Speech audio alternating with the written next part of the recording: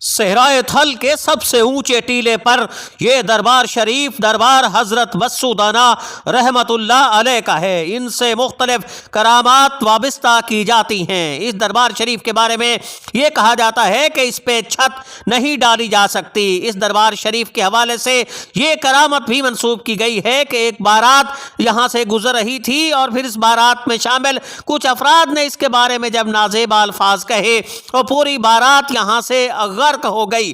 بہت ساری اور کرامات بھی اس دربار شریف سے وابستہ ہیں، تو آئیے آپ کو یہ دکھاتے ہیں کہ یہ دربار شریف کہاں واقع ہے اور اس کی کرامات کون سی۔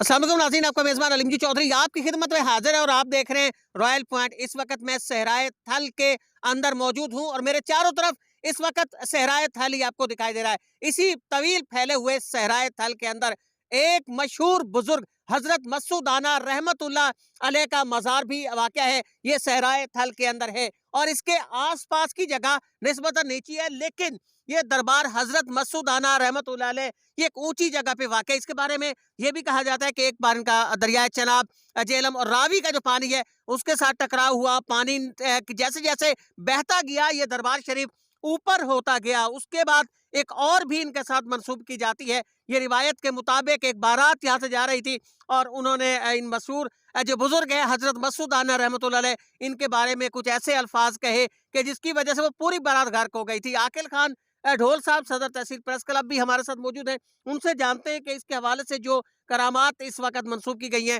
وہ کون کون سی ہیں۔ السلام علیکم جی وعلیکم السلام عاقل خان صاحب، یہ صحرا کے بیچ میں چاروں طرف ریت ہے، درمیان کے اندر دربار حضرت مسعودانہ رحمت اللہ علیہ واقع ہے اور اونچی جگہ پہ ہے، اگر سائڈ پہ دیکھیں تو کم ہے، یہ سب سے اونچی جگہ پہ ہے۔ یہ کیسے ہے، اس کے بارے میں تاریخ کیا کہتی ہے؟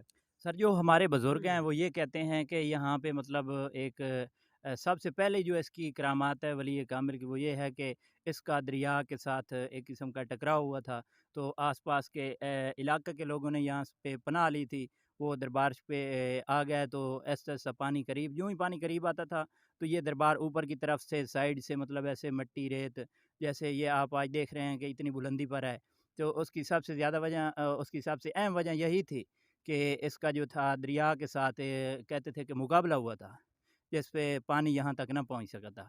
یعنی جو آبادی تھی اس نے یہاں پہ پناہ لے لی، دربار شریف پہ پانی آتا گیا، سکڑتی گئی ہر چیز، جی دربار شریف اوپر ہوتا گیا۔ بالکل ایسے ہی ہے کہ دربار شریف بالکل اوپر ہوتا گیا، ایسے ہوا کہ آخر میں پانی جو ہے وہ ہار مان گیا اور پانی پیچھے ہٹ گیا۔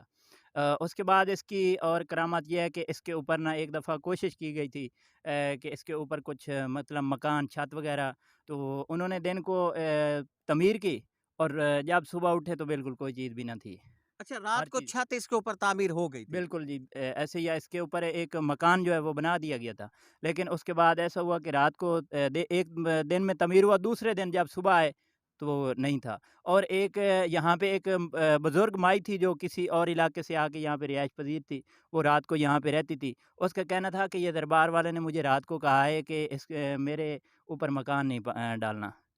یعنی وہ چھت نہیں روکی اس وجہ جی سے۔ بالکل بالکل انہوں نے ایک کہا کہ بارات کی بھی کوئی روایت بیان کی جاتی ہے کہ ایک بارات یہاں سے گزر رہی تھی اور پھر اس کے ساتھ بھی واقعہ ہوا، یہ کیا واقعہ ہے؟ سر وہ بھی ایسے تھا کہ بارات یہاں سے گزر رہی تھی تو جیسے کچھ لوگ ہوتے ہیں چاہے انہوں نے مذاق میں یہ جیسے بھی بات کی کہ اس کی ہسٹری شروع کر رہے تھے کہ یہ ایسے اونچا ہوا، یہ اس لیے اوپر ٹیلے پہ ہے، تو کچھ لوگوں نے کہا کہ یہ ولی ہے، یہ وہ اس کے بارے میں کچھ غلط الفاظ استعمال کی، تو پوری بارات کی بارات غرق ہو گئی تھی، جس کے مجسمے آج بھی مطلب وہ ملتے ہیں یہاں پہ اس دربار کے ساتھ ہی کچھ فاصلے پہ وہ ایک چھوٹی سی ڈیری نما بنی ہوئی ہے، اور وہاں پہ مطلب اگر پچھلے دنوں کوئی کھدائی کی تھی تو وہاں سے کچھ انسانی کھوپڑیاں بھی اچھا، ملی تھیں۔ کھوپڑیاں بھی وہاں سے برآمد ہوئی تھی۔ بالکل یہ ایسے ہی ہے۔ وہی ہے جس کے بارے میں تاریخ یہ کہتی ہے کہ یہ بارات یہاں پہ جی جی جی غرق بالکل، ہوئی پہلے تھی۔ سنتے تھے لیکن پچھلے دنوں جیسے ماڈرن دور میں لوگوں نے اس کو ٹیلے کو اس مٹی کو آباد کرنا شروع کیا، تو یوں ہی شروع کیا آباد کرنا تو وہ نیچے سے کھوپڑیاں برآمد ہو گئی، لوگوں نے وہاں پہ اسے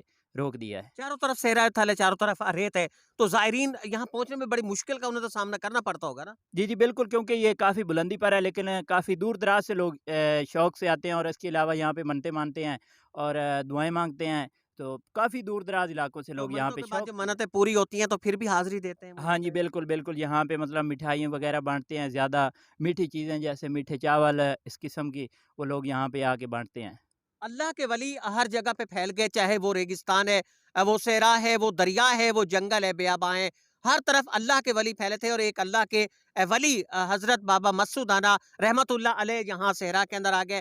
फिर उसके बाद क्या हुआ कि यहाँ पानी आ गया, सैलाब यहाँ आया, बड़ा शदीद किस्म का सैलाब आया, जिससे हर तरफ तबाही हो गई और लोगों ने पनाह ली इन बुज़ुर्ग के दरबार पे। फिर इसका घेराव कर लिया पानी ने, लेकिन बहरहाल इस अल्लाह के वली ने उन्हें शिकस्त दे दी और पानी दूर होता गया। जैसे-जैसे पानी जब आ रहा था तो ये दरबार शरीफ ऊपर होता गया और आखिरकार पानी को सरेंडर करना पड़ा और पानी यहाँ से वापस चला गया। आज भी इनका दरबार इस वक़्त सबसे ऊँची जगह पे है। अगर आप आना चाहें तो तहसील चौबारा के अंदर इस जगह पे आ सकते हैं। इजाज़त दीजिए। अल्लाह निगहबान।